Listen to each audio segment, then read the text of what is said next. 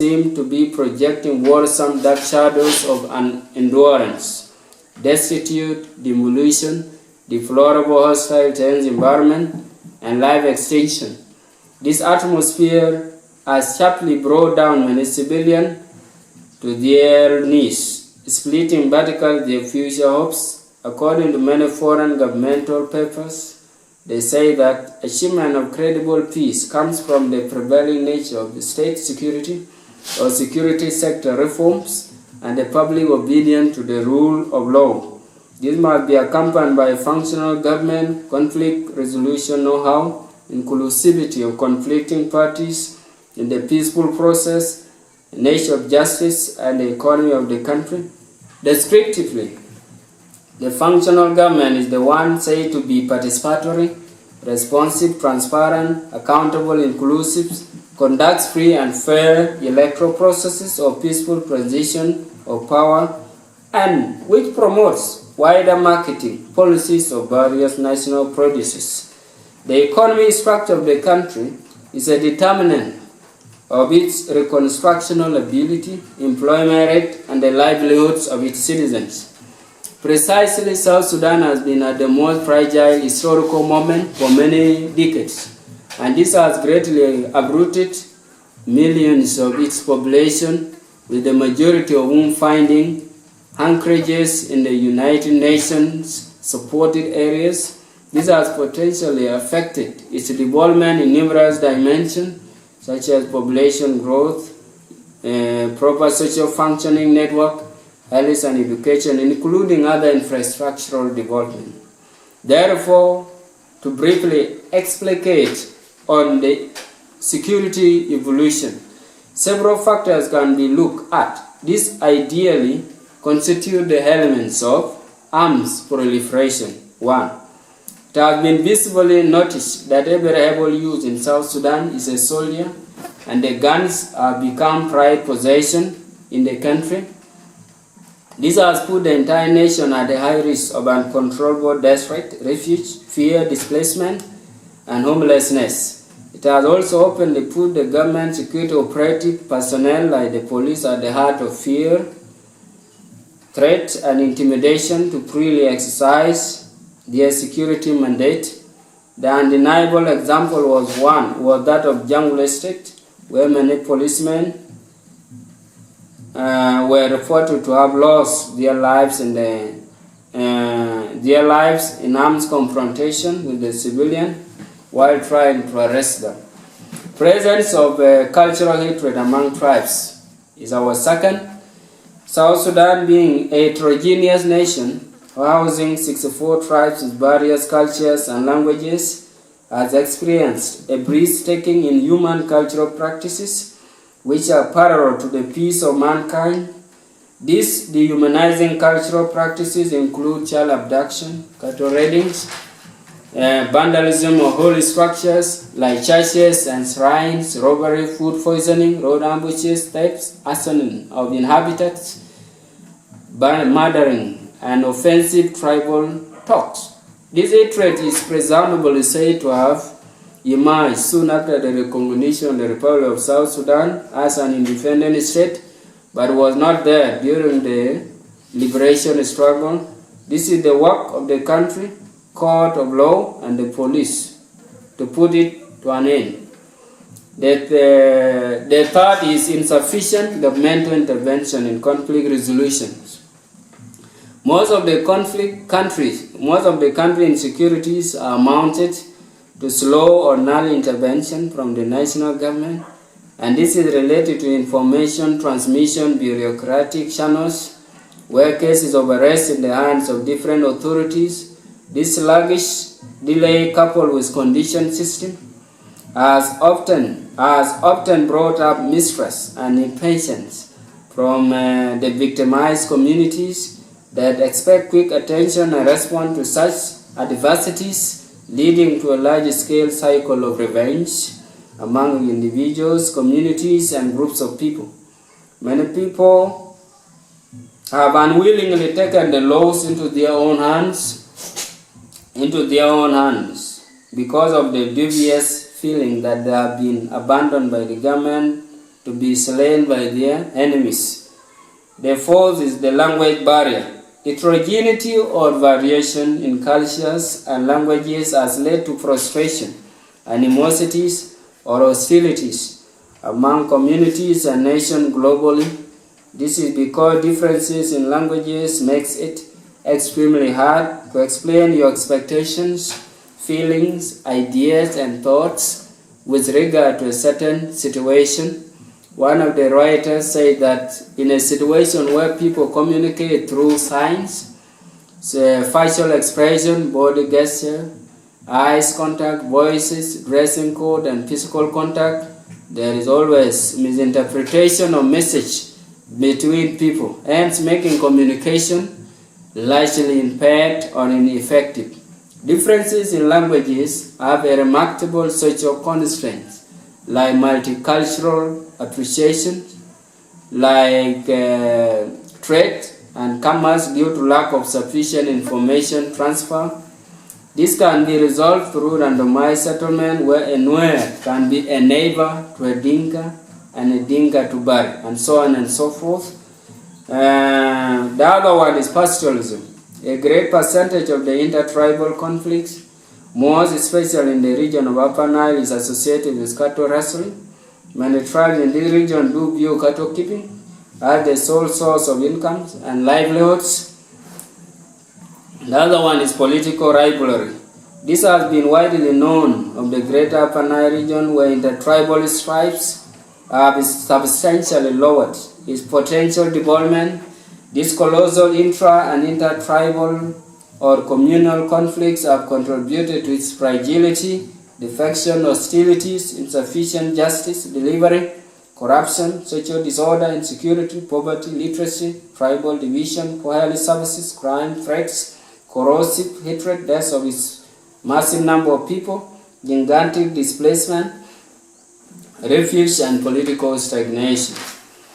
These debilitating conflict-related matters have considerably murdered its reputations and dignity, putting its whole political atmosphere at a fragile pace.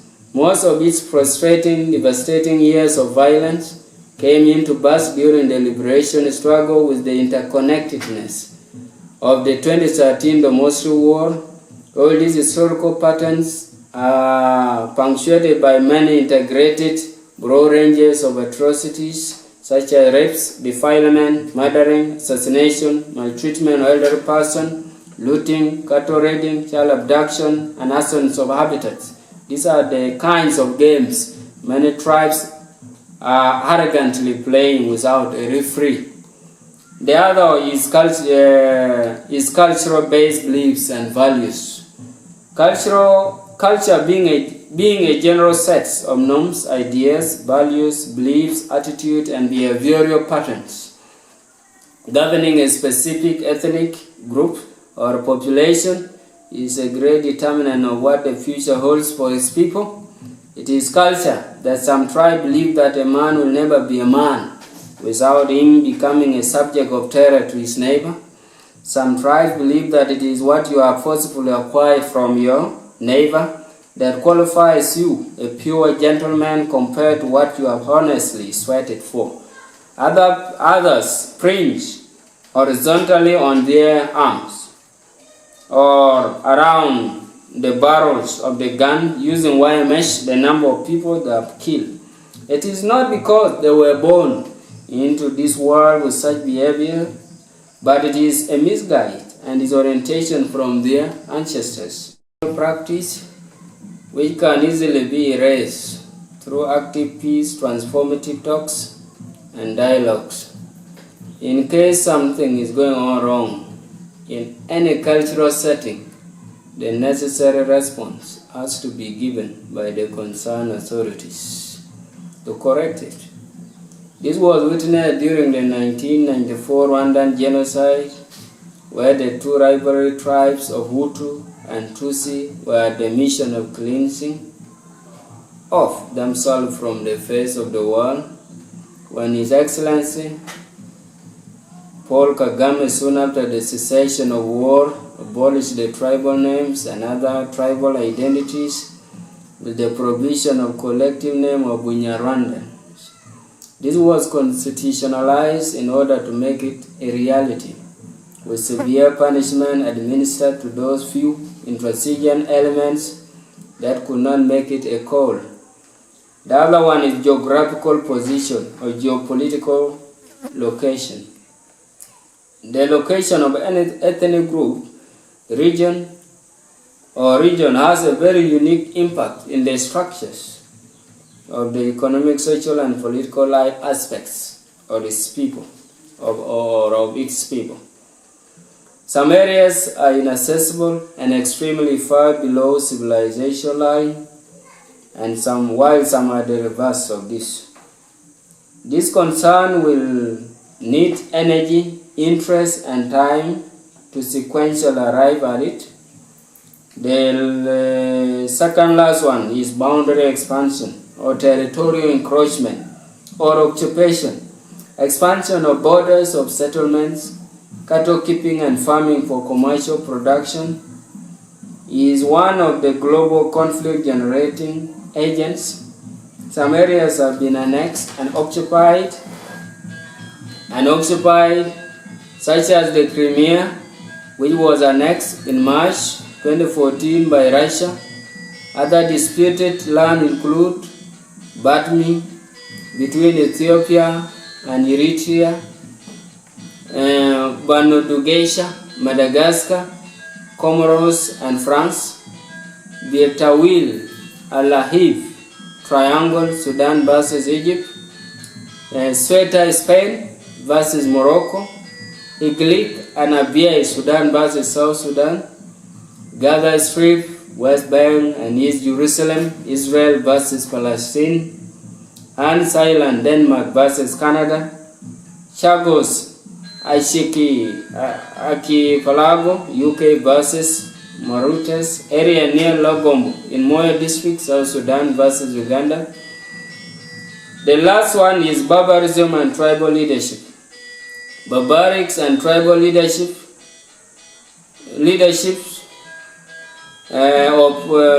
or politics have been gamely seen to be primary inciters of tribal violence and rebellions in South Sudan. These conflict-fueling opinions are assuredly and factiously said to have been oftentimes masterminded by different councils of elders formed on tribal and regional basis within the country. These include Nuer Supreme Council of Elders, Young Council of Elders. Each of these units has its own solemn objectives that are tribal-based, although their vast and questionable common interest is to foster the protection of South Sudanese peace, freedom, and independence. Additionally, some degrading and abusive names have been given to a tribe by another tribe, as proof of one is tribe national position. For example, the Equatorial people called Dinka, Jenge, meaning naked due to their naked stay in the cattle camps. The Dinkas and the Nuer in return called the Equatorian Nyam Nyam, meaning full lovers. The Murule people called Dinkas Jonkas, translated as landless men. The Dinkas in return called Murule, bear in singular form or boar in plural forms, meaning wanderer or wanderers who want rains, shelter under trees and thick forests. This continuous chain of misname has greatly stepped up silent enmity among various tribes. Therefore, there should be employment of soothing reunification mechanism to restore their binding love and characters for the absolute defense of their national heritage. This marks the end of the first segment of the second segment of this session. Thanks.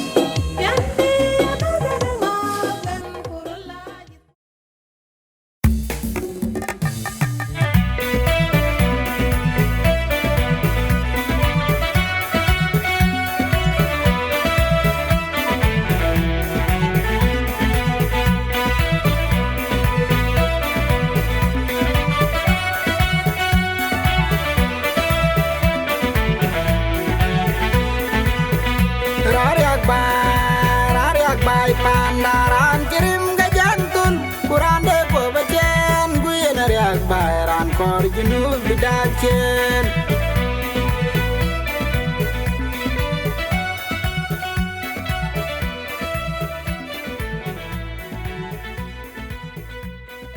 Welcome to this second session entitled Establishment of Transformative Institution for Peace, Conflict Prevention and Development.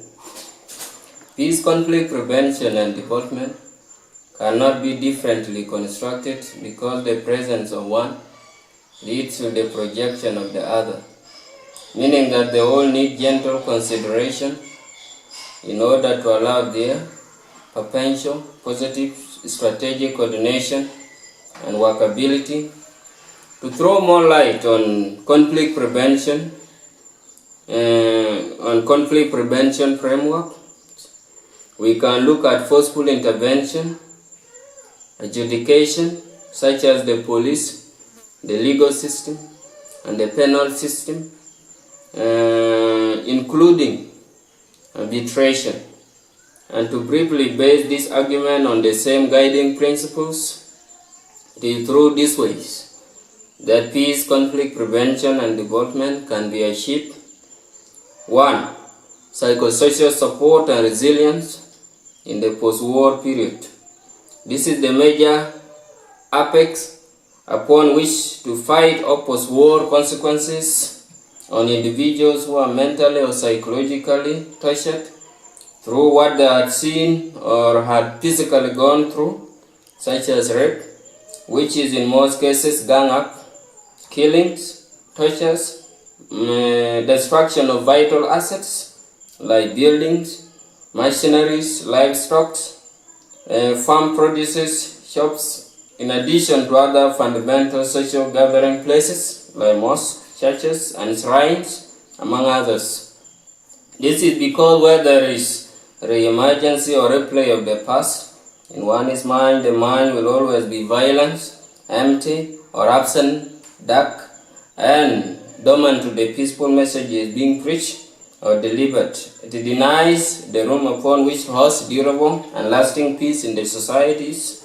This will be an expensive move to administer because it will even need the institution of mental hospitals where those resistant to verbal treatments can be referred to for further management. Second, absolute omission of all sorts of violence directed toward children, women, and vulnerable people. Dr. John Garang quoted right in his latest hours of departure on earth that the South Sudanese women, as well as women elsewhere, are the most marginalized people.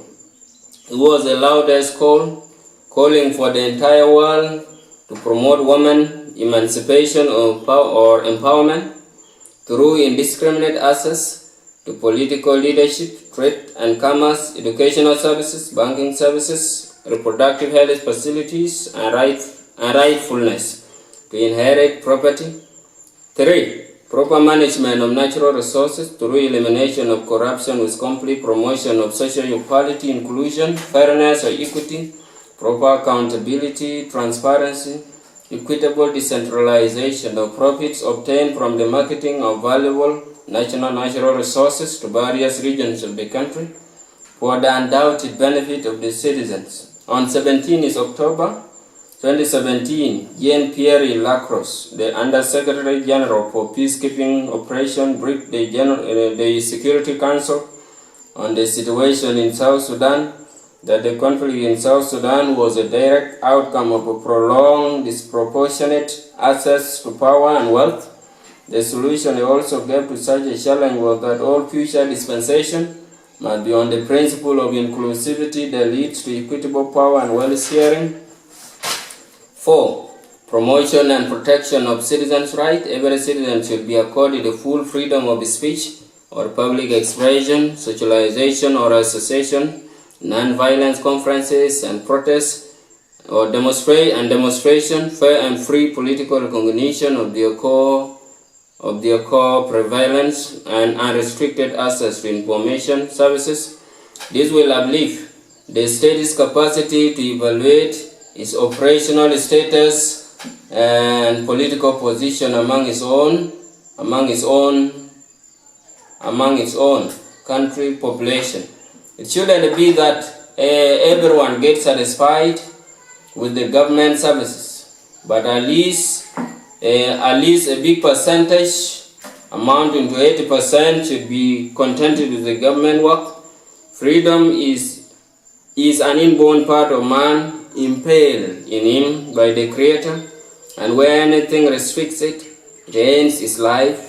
The President of Uganda, Yoweri Kaguta Museveni, during his annual address of the International Labour Day celebration in the year 2018, strongly challenged the doctors who had earlier on intransigently abandoned the patients in the hospitals and went to the street to strike over salary increment that we cannot afford to stop building the foundation that will benefit the entire population to appease a few. The public servant demanding for salary increment must not forget the other Ugandans that need support in other sectors or completely unemployed. He added, this speech, if you view it critically, is about giving room to the people with limitation and being as well given a room to express what you believe is right as a leader. 5. Strengthening and authorization of different research institutions for timely provision of basic and sufficient quality data with regard to all necessary areas of human development. This institution could be national universities, private institutions, or other incorporated higher institutions of the country. Every research challenge should equally be met with the solution to avoid wastages of resources. You cannot avail support to a situation which has not been sufficiently assessed. Number 6 is promotion of social dialogues, conferences and meetings at the local, regional and national levels. These dialogues, meetings and conferences must be enriched with strategic objectives so as to curb and identify what's persistent human hazard. We should not forget that it is an amount of time available to a particular concern that ideas with long-lasting impacts on mankind are built. So time must be prioritized while on the course of a specific problem. This can provide a room for year-end documentation, evaluation, and review of public concerns in the most appropriate manner. Number 7 is provision of ample space for the judiciary system to exercise its roles and responsiveness to public cases. The legal services must not be influenced by the ideas of those periphery. It is square and should not be with bureaucratic processes to either the rich, disabled, men, women, or the poor. The 8th is complete elevation and modification of democracy and national laws. There should be full emphasis put in human security, peace, freedom, and equality in all the arenas of the country. Dictatorship has both developed and destroyed several nations and should not be overviewed by the people as negative. Let us look at the case study of Libya that developed under the dictatorial rules of Muhammad Gaddafi. That one will give us a clear sign of how dictatorship can be of positive values in the nation where it has been absorbed. The 9 is most importantly, the government should generate sufficient force to rise up majestically with reassuring audible tone in complete abolition of violent deaths, responses, displacements, migrations, humanitarian crisis, dreadful cross-boundary refuge, arms clashes, organized crime like road ambushes, burglaries, theft, cattle raiding, child kidnapping, rebellions, power or economic-driven wars that are in forms of coups, including other macro and macro crimes. 10 is absolute banning of all the debilitating, injurious, or harmful sexual and gender mutilation practices like femicide, genital mutilation, early and forced marriages through establishment of free and fair crime-responsive legal and regulatory body. A toll-free number of the police and other crime-sensitive bodies should be available to all people to report at any time the human rights abuses they are going through for quick rescue. This crime action body should be adequately trained and oriented to keenly search, obtain, analyze, mediate, dialogue, resolve, and reconcile disputes and gender heterogeneity by taking into consideration all varying mixes of cultural beliefs, customs, and tradition through conducting a wide research in the relationship between the crime committed and the tribal background of the person involved in it. It should not act on its own without deeply looking into the social life aspects of the criminal. This is because the tribal belief is never a crime to its people, not until it has moved outside its defined demarcations. One of the writers said that a misdirected life cannot easily be put back to the right path without a struggle. Such taking quick and coordinated action on this matter may be an abrupt attack on someone's culture. The 11th is the establishment of social and cultural centers.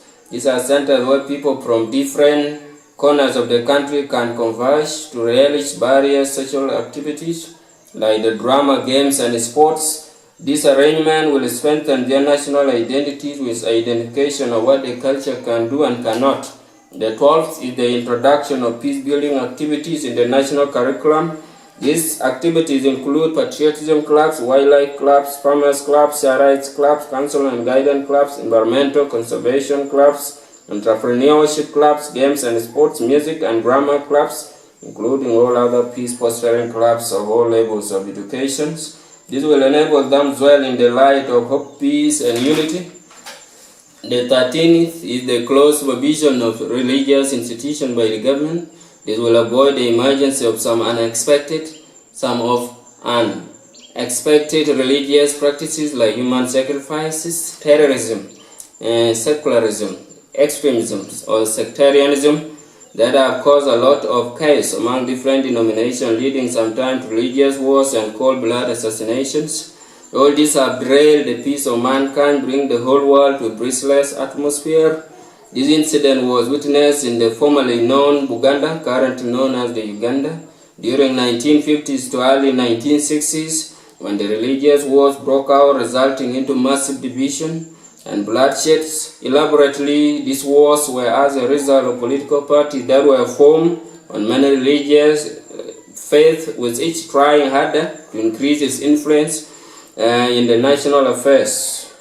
The 14th is the promotion of interstate or intercommunity trading centers. These centers should be established and secured by the national government and should be appropriately positioned between the various communities or states with specific days upon which traders can auction their various produces.